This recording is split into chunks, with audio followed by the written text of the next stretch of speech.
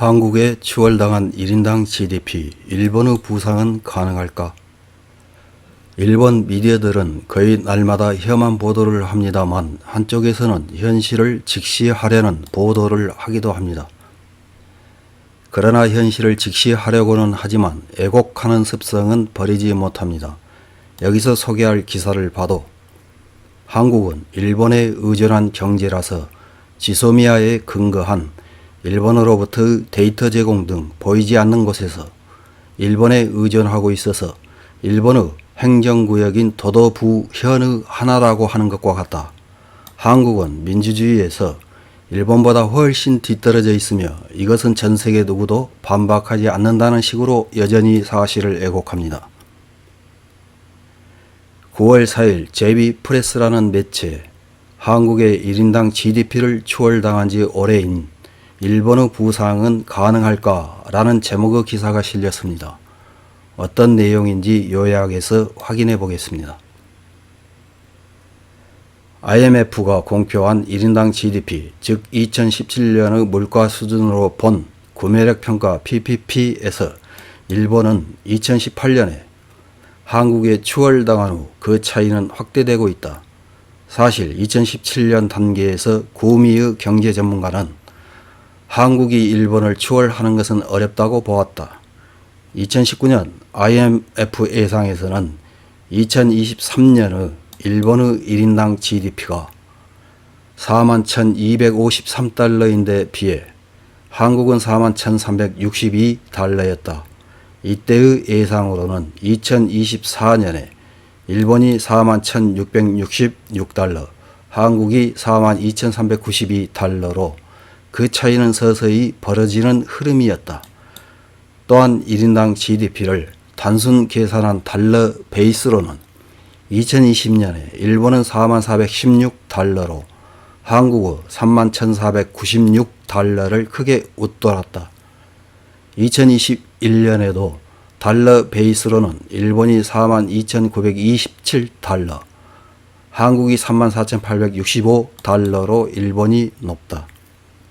일본에서는 이 수치를 보고 안심하는 사람이 많은 것 같은데 세계는 PPP 베이스를 보고 있다. 이 경향을 원래대로 되돌리는 것은 가능한 것일까? 또한 일본은 1인당 GDP의 후순위를 신경 쓸 필요가 있는 것일까? 두 개의 포인트로 보고 간다. 첫 번째 포인트, 한국의 경제 성장은 일본의 지원을 받은 것이므로 신경 쓸 필요는 없다. 이 견해의 베이스에 있는 것은 한국은 일본에 의존한 경제다 라는 생각이다.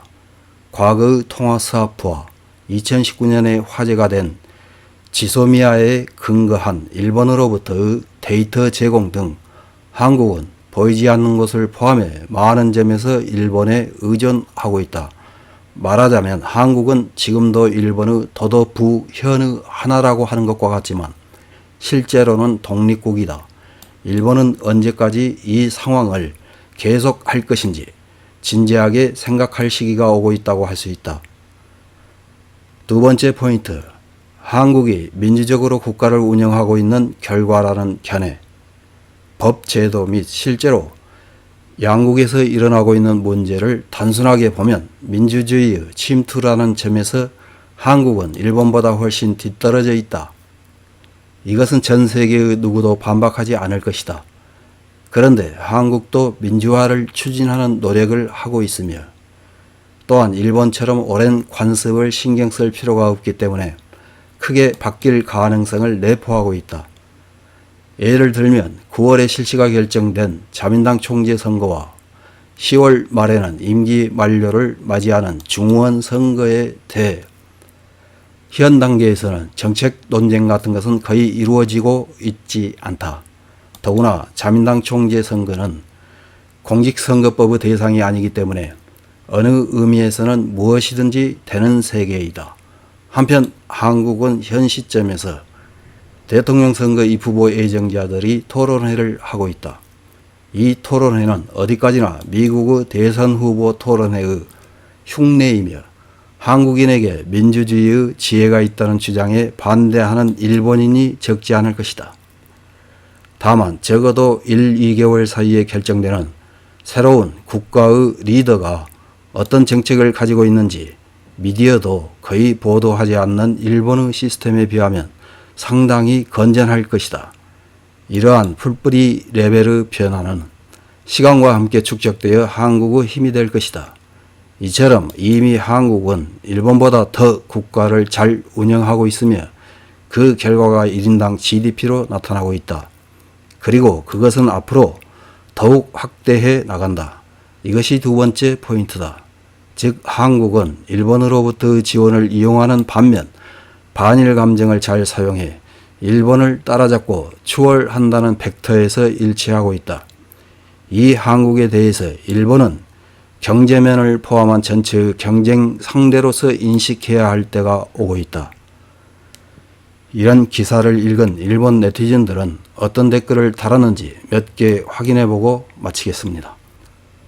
첫 번째 댓글입니다. GDP로는 측정할 수 없는 품격과 신뢰에서는 현격한 차이.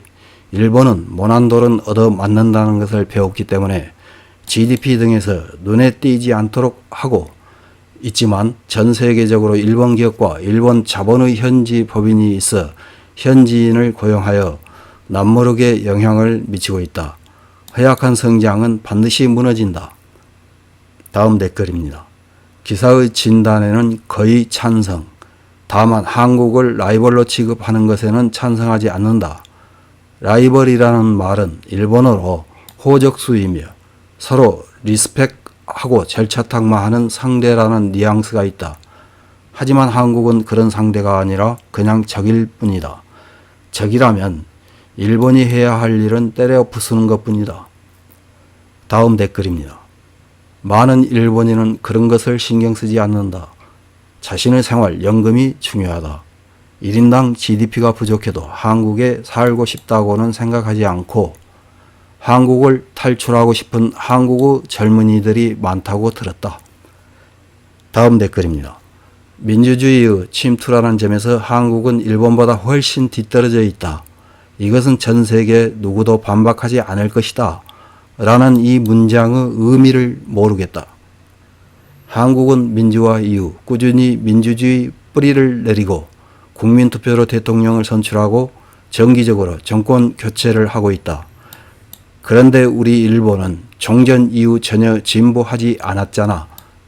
분명히 지고 있을 것이다. 다음 댓글입니다. 한국의 최저시급은 일본 엔화로 대략 780엔, 한국 공무원의 평균 연봉은 590만엔 정도이다. 확실히 일본은 30년 전에는 이웃나라와 비교가 되지 않을 만큼 풍요로웠지만 이미 추월당하고 있는 일본에 TSMC나 삼성과 같은 미래를 여는 기업이 없는 것이 치명적이다. 다음 댓글입니다. 일본은 성장 제로로 멈춘 채 있고 타국에 점점 뒤지는 것은 당연하다. 하지만 그 원인을 정확하게 분석해 줬으면 좋겠다. 일본의 효율이 나쁜 것은 인식하고 있다. 디지털화가 지연되고 있고 도장도 그렇고 일본 달력도 필요 없다. 이상입니다.